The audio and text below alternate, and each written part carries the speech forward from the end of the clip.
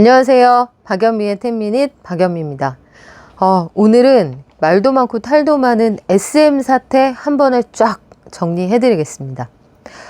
SM의 이수만 전 대표 그리고 총괄 프로듀서, 저는 20년 전에 문화부 기자할 때 SM의 이수만 대표 그리고 YG 양군기획의 YG 양현석 대표하고 겸상도 하고 생각해보니까 잔을 좀 부딪힌 적도 있었네요. 그리고 이분들이 대표직을 맡지 않고 총괄로 내려가 있으면서 다른 분이 실질적인 CEO를 할 때 그분들과도 식사하고 독대하고 뭐 이럴 자리들이 있었습니다.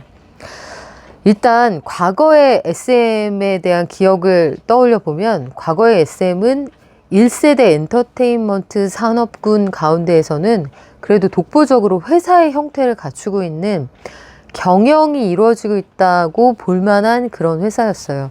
그래서 최근에 이 경영권 분쟁 그리고 이수만 중심의 지배구조가 낡았다는 비판, 이런 것들이 참 새롭게 느껴집니다. 격세지감이 느껴지기도 하고요.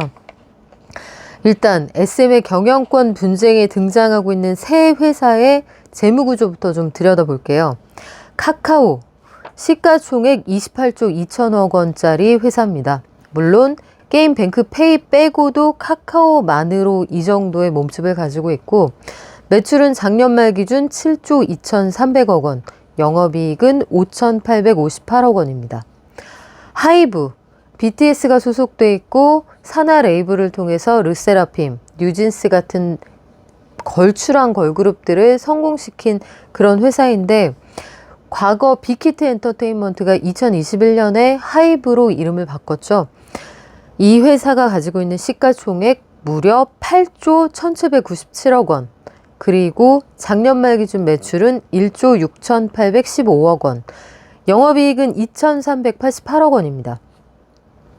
SM 1세대이고 우리가 첫손에 꼽았던 우리나라에서 제일 큰 연예 기획사 아니야 했던 이 회사의 지금 시총은 2조 9천억 원, 매출은 8,169억 원, 영업이익은 874억 원입니다.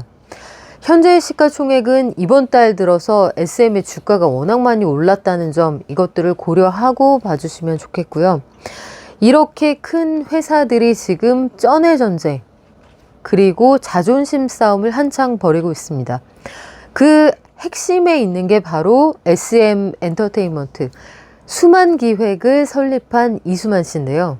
이수만 씨가 당초에 H.O.T를 데뷔시키기 위해서 놀이터에서 토니안 씨 불러서 춤 한번 춰봐 했던 그런 일화들을 제가 잘 기억을 하고 있는데, SM에서 이수만 씨가 이 회사를 운영하면서 굉장히 많은 히트작들을 냈고, 지금 뉴진스를 키워서 성공시킨 어도어의 민희진 대표를 사실상 거의 전권을 주면서 밀어주었다. 아주 유명한 일화죠.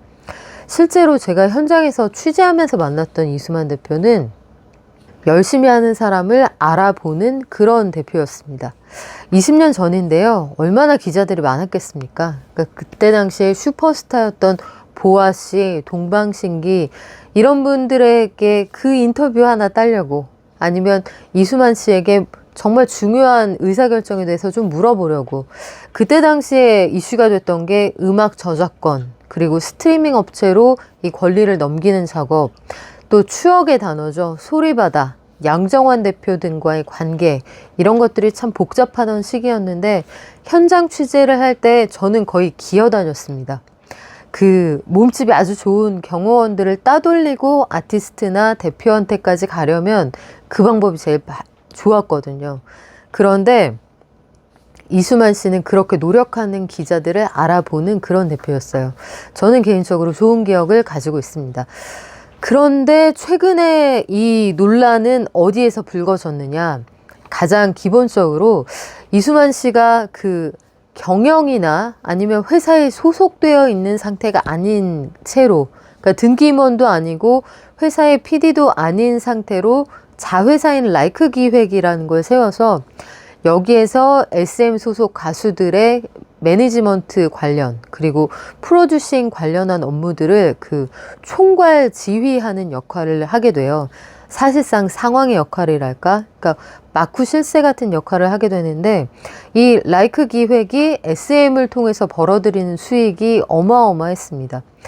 SM 엔터테인먼트의 연매출의 6%, 한때는 최대 영업이익의 46%에 이르는 돈을 일종의 로열티, 수고비 등으로 받아가기도 했는데 이걸 두고 비판이 많았습니다. 특히 소액주주들의 경우에는 IP를 가지고 있는 것 대비해서 앨범이 나오는 숫자가 너무 적고 잘할 수 있는 가수들에게 너무 오래 기다리게 한다. 그리고 여러 가지 사업들이 좀 진척이 더디다. 새로운 그 신인 발굴 이런 것들이 잘 되지 않는다. 그리고 SM의 개성은 개성이지만 어느 순간 이 고집스러움이 좀 정체되어 있다 이런 평가들이 좀 있었습니다. 그리고 SM이 몸집을 키우고 한류 스타들이 그 세계로 뻗어나가면서 이 회사에 투자하는 외부 투자사들이 이제 의견을 제시하기 시작을 하죠. 대표적으로 2019년에 KB자산운용은 회사가 가지고 있는 자사주도 좀 소각을 하고 주주 이익을 극대화하기 위한 지배구조 개선 작업이 좀 필요하다. 대표적으로 라이크 기획과 SM이 맺고 있는 다소 이해하기 어려운 이 계약 관계를 청산하거나 최소한 조정할 필요가 있다라고 주장을 하지만 수용되지 않았습니다. 그리고 2022년 주총을 앞두고 이번에는 온라인 파트너스라고 하는 이쪽은 좀 더 공격적으로 의견을 제시하는 외부 투자 회사가 이 회사의 지분을 1.1% 정도 확보한 상태에서 소액주주들과 함께 우리는 지배구조 개선을 요구하겠다. 주주가치 극대화를 통해서 이 회사가 가지고 있는 여러 가지 지배구조상의 문제점을 해소하면 SM의 주가는 훨씬 더 높게 오를 수 있다. 이렇게 주장을 합니다. 그래서 사실은 한 3% 정도 되는 지분을, 우호 지분을 확보하면 주총에서 의견을 개진하고 경영진들에게 의사를 전달할 수 있겠거니 했는데 개별 소액 주주 사이에서 온라인 파트너스가 주장하는 내용이 굉장히 큰 공명을 일으켜요. 그래서 라이크 기획하고 이런 방식으로 계약하는 거 우리는 원하지 않는다. SM은 SM 스스로의 그 이익을 극대화하고 이 프로듀싱하는 작업을 이수만 씨가 거의 독점하거나 최종 컨펌하는 이 역할을 다른 사람들도 좀 나눌 수 있게 하자. 좀 다양한 방식의 프로듀싱이 가능하게 하고 신인도 적극 발굴하게 하고 SM의 수익이 라이크 기획으로 넘어가는 걸 어느 정도 차단할 필요가 있다. 이 불공정한 것으로 보이는 계약 관계를 그만 끝냈으면 좋겠다. 이렇게 결론이 납니다. 그래서 이수만 씨는 원래도 이 회사 소속은 이미 아닌 상태였기 때문에 라이크 기획과 SM이 가지고 있던 계약 관계는 지난해에 종료가 되죠. 그런데 그 사이에 어떤 일이 있었느냐. SM에서 그 이수만 씨가 경영에서 손을 뗀 지는 사실 오래됐고 여기에는 처조카라고 하는 이성수 씨 그리고 여기에 공동대표 체제가 들어선 지 오래된 상태였습니다. 이수만 씨는 SM에서 손을 뗀 지 오래됐고 사실은 라이크 기획을 통해서 그 이득만 취한다. 그런 상황이었는데 현실적으로 이 회사를 경영하고 있었던 이성수, 타경준 두 SM 공동대표는 SM이 새로 거듭나야 한다. 이 온라인 파트너스가 그 작은 날갯짓을 했는데 나비 효과가 어마어마하게 커진 거죠. 우리도 고민하고 있었던 바다. SM의 새로운 미래를 위해서 SM 3.0 이수만과의 결별을 선언을 합니다. 그래서 이들이 카카오라는 거대 플랫폼과 손을 잡고 SM의 IP와 카카오의 플랫폼을 결합한 새로운 방식의 사업을 구상하게 되죠. 그런데 SM을 설립하고 SM의 최대 주주인 이수만 씨하고는 상의된 내용이 아니었습니다. 이수만 씨는 본인의 죄가 없는 새로운 파트너십의 형성을 원치 않았어요. 그리고 이렇게 되면 카카오가 2대 주주로 올라선다? 카카오의 영향력 아래 SM이 움직인다라면 외부에서 강력한 견제가 들어오는 거잖아요. 그러면 이수만 씨의 어떤 입김 이런 것들 SM에 미칠 수 있는 영향력이 제한되겠죠. 이 소식을 미국에서 체류하다 들은 SM의 초기 설립자 이수만 씨가 급거 귀국을 합니다. 이게 2월 7일 상황이고요. 카카오가 7일에 발표한 내용은 이랬어요.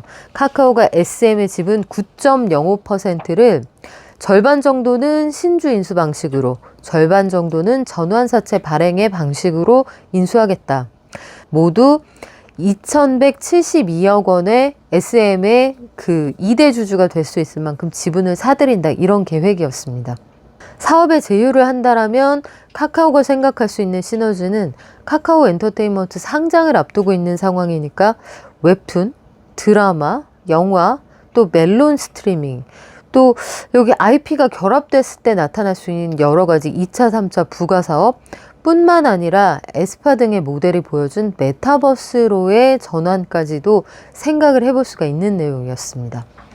카카오 엔터테인먼트가 IPO 지금 준비하고 있는 상황이니까 너희는 그 IPO를 통해서 우리가 자본을 몰아준다고 했을 때 시장에 어떤 걸 보여줄 수 있니? 했을 때 우리 SM 있잖아. 이렇게 하면은 그 투자자들을 불러 모으기가 훨씬 더 쉽겠죠. 치어리더 역할을 충분히 할 수 있을 테니까 카카오는 이 방식으로 새로운 경영진과 SM의 미래를 구상을 했는데 경영일선에서 물러나 있던 이수만 전 대표가 발끈한 거죠. 너희들 나한테 허락도 안 받고 이런 거 결정한다고? 지금 여기에서 앞서 언급한 공동대표 하나는 처조카, 하나는 본인이 거의 키우다시피 했던 뭐 본인과 굉장히 밀접한 친구, 그리고 본인의 고교 동창도 이 사진에 들어가 있고 사실상 우군이라고 생각을 했던 사람들에게 뒤통수를 맞았다. 저는 이수만 씨가 SM을 하이브로 넘긴다는 생각을 하게 된 결정적인 계기가 사실 돈도 돈이지만 이 부분에서 그 배신감, 인간적인 모욕 이런 것들도 있었다고 봐요. 물론 현 SM 경영진이나 SM 직원들의 생각은 좀 다릅니다.